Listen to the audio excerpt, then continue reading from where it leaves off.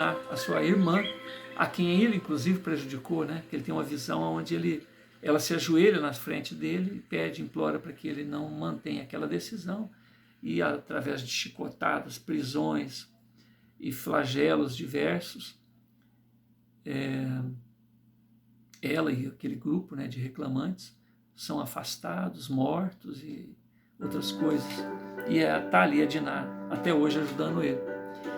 É a principal pessoa que ajuda ele. Então ele não tem do que reclamar. Em outro momento ele se vê como um homem zarrão, um cara forte, uma outra encarnação, também fazendo coisas dignas de repreensões da própria consciência e até da coletividade, mas que ninguém viu, ou que ninguém podia na época tomar uma providência, mas está aí a providência divina oferecendo para ele o trabalho através da mediunidade, de uma maneira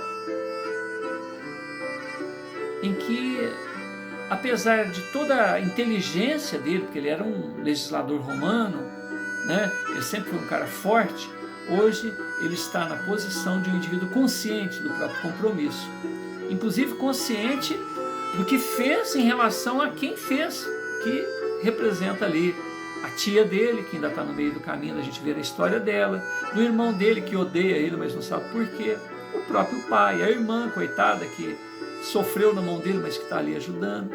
Então o Divaldo, só para fazer um paralelo, o Divaldo conta, nós estamos no Setembro Amarelo, e ele conta um caso que aconteceu com ele há 20, 30 anos, quando aparece uma senhora, num dos atendimentos fraternais dele lá em Salvador, e essa senhora diz que ela é psicóloga, psiquiatra, alguém que é ateia, diz a corrente filosófica que ela segue, mas que ela precisaria ouvir da boca do Divaldo se o filho dela estava vivo. E aí o Divaldo diz que sim, porque naquele momento ele vê o menino, vê a mãe da moça e diz que ele está amparado pela mãe. Diante daquela situação, ela retorna para casa e na outra semana retorna com o marido, também psicólogo, ateu, e que num determinado momento do diálogo até segura de volta pela camisa, porque aquilo impacta ele tanto que, né, ele fala: olha, eu te respeito, mas o senhor não pode pegar na minha camisa desse jeito, eu entendo a situação do senhor. O que impactou esse senhor? Porque naquele outro atendimento, onde o marido está presente, zombando de Divaldo, dizendo que ele era um charlatão, ele revela para aquele senhor, para aquele casal, né, porque até então ele não contou esses detalhes para a mãe do garoto, dizendo que no primeiro momento, quando a esposa dele viu, ele viu o menino amparado e viu o menino chamando a mãe de assassina. E ali naquele momento o menino estava novamente com a avó, né, materna, e chamando ambos de assassinos. Vocês são assassinos. E aí o Divaldo conta os detalhes. Ele diz que no dia X o menino se suicidou com um tiro, né, na têmpora direita, uma arma que estava guardada ao lado da cama, do lado direito no quarto do pai.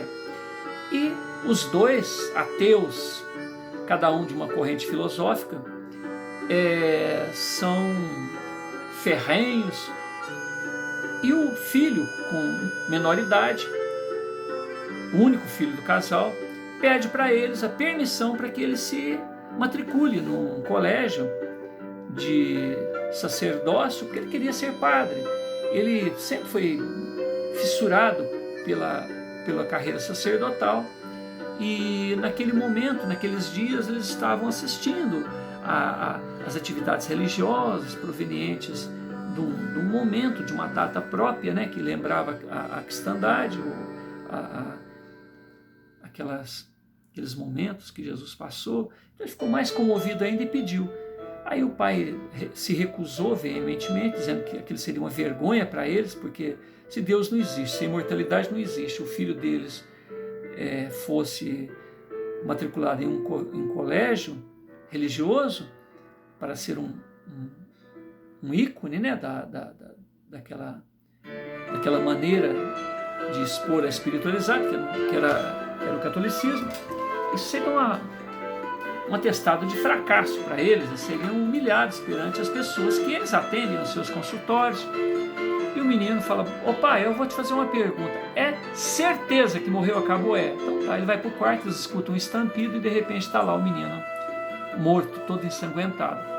A mãe fica traumatizada e o pai é como se não tivesse perdido ninguém. Ele se bloqueia ou ficou indiferente à atitude do filho. Aparentemente deve ter se bloqueado, porque não é possível, né, que ele ficou indiferente, porque... Mas diante daquela revelação, o pai do rapaz segura o Divaldo pela camisa, e chama ele de charlatão, como é que ele ficou sabendo daquilo, quem que contou aquilo. Eu falei: bom, esses detalhes provavelmente o senhor não contou nem a própria esposa, né? Então a única pessoa que poderia ter me contado é o próprio garoto. Como que eu iria saber? Eu acredito que até a esposa do senhor não sabe desses detalhes. Eu sei porque o menino está me contando. E ele fala: olha, nós estamos no atendimento fraterno. E nesse atendimento fraterno eu nunca me permiti mediunizar, mas eu vou fazer isso porque o momento exige esse tipo de situação. E ele continuou conversando com o casal, a mão direita dele é acoplada pela mão da avó, que escreve alguma coisa, do menino, que auxiliado pela mãe escreve algumas linhas, e ali o menino entra em detalhes, fala que ele realmente letras diferentes, né, para um e para outro, o menino meio perturbado devido à situação que ele perdeu o momento encarnatório, quer dizer, com um tiro na cabeça. Vocês imaginam a perturbação que isso gera a nível de realidade pessoal para ele. Então escreveu pouco, escreveu mal, um texto mal elaborado, mas de qualquer maneira ele se expressou e a avó complementa, né, tudo aquilo. Bom, a partir daí é lógico que o casal sai dali chorando e provavelmente há 20 anos atrás deve ter se tornado espírita, frequentadores lá da onde o Divaldo atende, né, em Salvador, e inclusive deve estar até trabalhando com outras crianças e contra o materialismo, justamente porque em função desta postura perderam o seu único filho. E aí a gente vê Giuseppe, né, o protagonista dessa história, ciente da responsabilidade, porque ele foi um legislador, ele foi um homem forte, ele foi alguém que fez o que quis, com quem quis, e estão ali junto a ele essas pessoas. E ele agindo como um lunático. De lunático não tem nada, né? Chico Xavier, por sua vez, quem for assistir o filme dele, vocês vão ver que o padre, porque ele era coroinha, né? O padre foi lá atormentar ele lá no centro, foi lá com a turma para atrapalhar ele no atendimento dele. Quer dizer, olha, né? A intolerância, a ignorância. O Divaldo, né, também passou por poucas e boas, porque ele era coroinha da igreja. Inclusive o Divaldo até conta um caso da irmã dele, que suicida, porque ela casou com um homem rico. Quer dizer, era uma moça linda, bonita, era o orgulho da família, que casou com um homem rico. E ela suicida-se, porque o marido provavelmente devia estar arrumando outra mulher. E daí a algum tempo surge a mediunidade no Divaldo, e o Divaldo fica meio confuso, tal, arruma um emprego e é despedido do emprego. Ele trabalha no escritório, alguma coisa assim, e aí ele vai tentar se matar, se jogando de grande altura, num elevador, que chama elevador Lacerda. Ele ia se jogar do parapeito. No momento em que ele apoia a mão para se jogar, a irmã, né, a irmã suicida, seu louco! E ela se mostra, né, da forma que ela estava na consequência do suicídio dela. O rosto todo deformado, ela ingeriu 2 tipos de veneno e isso gerou lesões nessa região dela. E vendo a irmã, ele se assusta e desmaia, cai para trás. Aí depois ele continua contando a história da irmã. a mãe também desencarna e mostra, e a mãe ampara a menina. Um dia ele avisa que a filha vai reencarnar, e ele conta que ela nasce no lar, né, no ambiente de uma senhora que catava papelão e que durante meses pegava papelão, fazia um caldo e dava aquela aguinha para a criança. Então ela, esquelética, criança naquela situação, ele acolhe, e aí a mãe, né, já havia avisado que a filha, que a irmã dele haveria de reencarnar, pediu para que ele não interferisse no karma. O que ele faz?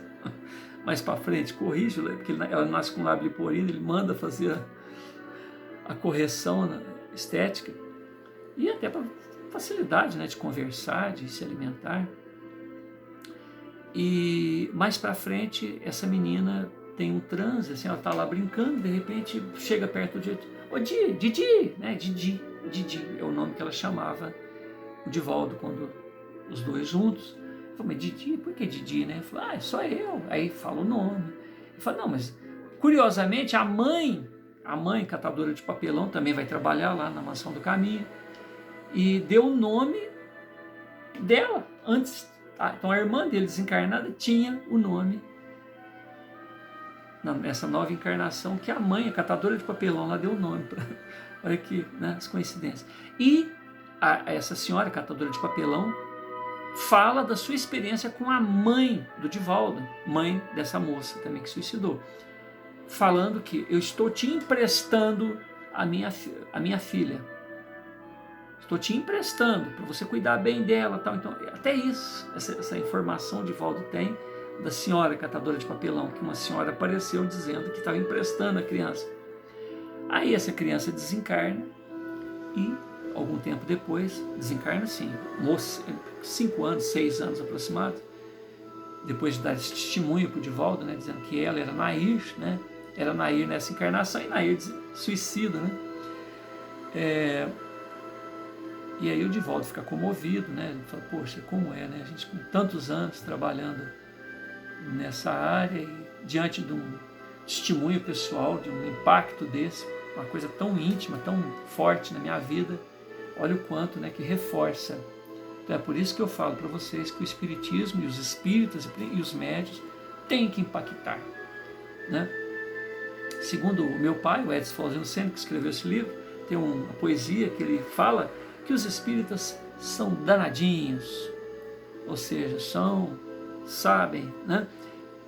São incisos, claros, têm precisão cirúrgica naquilo que diz, naquilo que faz, e que o maior desserviço que eles podem fazer, e que no mais das vezes fazem, em relação à própria vida, nem sempre vivem aquilo que sabem que deveria ser feito, né? E isso às vezes cria um impacto nas outras pessoas, que falam, poxa, o cara sabe disso e ainda faz isso. Sim, mas é responsabilidade dele, é um direito dele, assim como todos nós, que à medida que nos simpatizemos ou nos adentremos às fileiras espíritas, também certamente teremos os nossos equívocos, mesmo cientes de que aquilo, mas afinal de contas são milênios, né, de postura. Então isso tudo nos torna menos naquilo que não deveríamos ser, ou que já deveríamos não ser mais, né? Mas aí o Divaldo conta de novo, aí só que ele não entra mais em detalhes, a irmã dele está reencarnada de novo, está lá com eles na Mansão do Caminho, e ele não fala quem é, nem entra em detalhes, porque afinal de contas é compreensível tudo isso. Então, meus amados, meus queridos, meus irmãos, né? Sejamos nós pessoas que saibam, mais do que creiam, que saibam, que tenham oportunidade de se impactar. Chico Xavier era médium de materialização. Divaldo conta um momento em que a irmã Sheila se materializa utilizando o ectoplasma do Chico e faz uma cirurgia na garganta dele. Ele estava com no início, né, não sei se de câncer, sei lá o que é, de um tumor na garganta. E a Sheila, que é uma enfermeira, se materializa na frente dele, conversa de uma maneira meio arrastada, que ela tem origem alemã, e pede para ele abrir os olhos, pede para ele abrir a boca, e ele toma de uma canetinha, ela toma de uma canetinha, tipo um laser hoje, e joga na garganta dele 2 vezes, que provoca dor. Tudo isso para mostrar para o Divaldo que aquilo estava acontecendo. E nunca mais ele tem problema na garganta. Outra coisa que o Divaldo faz, fala: minha irmã, você me perdoa, você está me curando a garganta, você está aqui na presença de todos esses outros irmãos, mas você sabe como é que funciona a mente da gente. Eu vou achar que eu alucinei, eu vou achar que eu sonhei, eu vou achar que isso aconteceu, não sei, é uma incoerência, mas a mente da gente, me dê alguma coisa para eu lembrar. Ela materializa algumas flores que ele sempre gostou, flores do Alpe Suíço, e flores dos Alpes, né? Não sei se é da Suíça, mas eu imagino que seja, que ele conhecia, que ele gostaria, né, de presenciar, mas são flores que vivem só naquela região, e aquelas pétalas caem, e ele guarda até hoje essas pétalas. E aí a Sheila, né, fala para ele: mais alguma coisa, Divaldo? Mais alguma coisa, Divaldas? Mais ou menos isso que ela fala. Eu falo: eu gostaria de pedir para você, como eu tirar um pedacinho do seu tecido, para que que esse tecido fique comigo, continue materializado, para que eu possa apresentar para pesquisadores, para outros. E ela permite, né? E ele rasga um pedaço do tecido e falou: eu bem que devia ter rasgado até um pedacinho mais, né, maior, mas rasguei um pedacinho. E está lá com ele as flores, um pedacinho do tecido e a cura da garganta dele, com dor, para que ele saiba que não foi, né, nada por acaso. E ali Chico, né, depois entra em mais detalhes, explica mais coisas para ele, na hora que ele volta à lucidez, né, porque ele está em estado de transe, fornecendo ectoplasma para que a Sheila se materialize. E assim, meus irmãos, se a gente buscar na literatura, Ernesto Bozano, Camille Flammarion, Leon Denis e tantos outros contemporâneos de Kardec, nós não nos arrependeremos. Alexandre Aksakov, um russo, todos eles trazendo à exaustão casos e mais casos, para que os apontamentos de Kardec não ficassem isolados. E cada um deles montaram ciências paralelas, né? Psicotrônica, parapsicologia, metapsíquica, para explicarem aquilo que foram os resultados das suas experimentações, das suas constatações. Então, o próprio Kardec lançou aí a Revista Espírita, que ficou mais de 13 anos circulando, enquanto a Amélie Gabrielle Boudet, a esposa de Kardec, que era mais velha que ele, 10 anos, mas que durou, Kardec desencarna, né? 13 anos depois de começar o seu trabalho, e a Amélie Gabrielle Boudet ainda dura mais 10 anos depois disso, continuando o seu trabalho, continua a Revista Espírita, continua, né, trabalhando na missão a qual ela e o Rivail se empenharam. E na Revista Espírita, que é o caso, existe um legado fantástico, de casos e mais casos, porque o Kardec pegava alguns casos, publicava na revista, porque as pessoas, os espíritas do mundo, que adquiriam essas revistas, que era a maneira, né, igual a internet hoje, uma maneira de trocar experiências, soubesse daquilo que acontecia com ele, também mandassem essas experiências, né? Então, que Jesus nos abençoe a todos, permita que nós possamos ser os vivenciais desta nova era, porque estamos vivendo momentos difíceis no mundo, Momentos que exigem reflexão, exigem autovaloração, consciência do que somos, de bom e de mal, para que nós possamos atender aqueles outros que não têm esses embates íntimos e que se desesperam, junto aos quais necessariamente precisamos externar fraternidade, compreensão, não julgamentos, simplesmente estendermos parcela daquilo que já sabemos. Senhor Jesus, multiplica as nossas possibilidades, permita que o impactar, hoje em dia, segundo Chico, o impactar é mais emocional do que físico, porque o impactar físico, muitas das vezes, nos leva a teorias diversas, mas aquilo que alcança a nossa compreensão, o nosso sentimento, a nossa vivência, germina, se multiplica, se expande e permite que nós, a partir dali, tenhamos uma nova postura, mais serena, mais segura, mais consciente no que fazermos de nós mesmos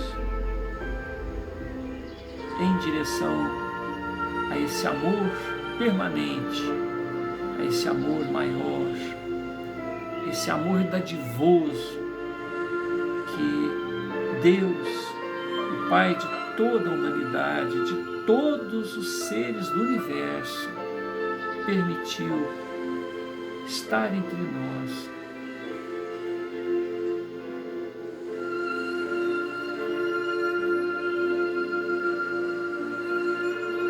E nessas vibrações, Senhor, essas vibrações, acendermos